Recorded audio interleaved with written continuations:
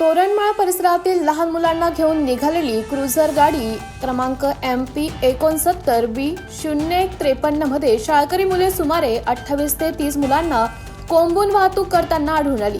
ही गाडी नंदुरबार दंडपाणेश्वर मंदिराजवळ सहाय्यक मोटर निरीक्षक मुकेश देवरे यांनी सदर गाडीला थांबवले असता गाडीची चौकशी केली असताना गाडी निर्दयीपणे मुलांची वाहतूक करताना आढळून आले। सदर विद्यार्थी भाऊराव MG पाटील आश्रमशाळा पिंपळगाव खुर्द तालुका साक्री जिल्हा धुळे या शाळेचे विद्यार्थी आहेत असं समजले।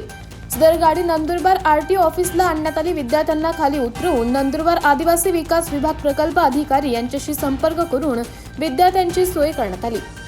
विद्यार्थ्यांसोबत कोणीही पालक अथवा शिक्षक नव्हते, यामुळे संस्थेवर काय कारवाई होते हे देखील प्रश्नचिन्ह आहे। सदर गाडीवर अवैध प्रवासी वाहतूक 66/192 प्रमाणे गुन्हा नोंद करून गाडी 90 दिवस निलंबित करण्यात आली आहे। MTV न्यूज साठी प्रतिनिधी नारायण ढोडरे, ग्रामीण नंदुरबार।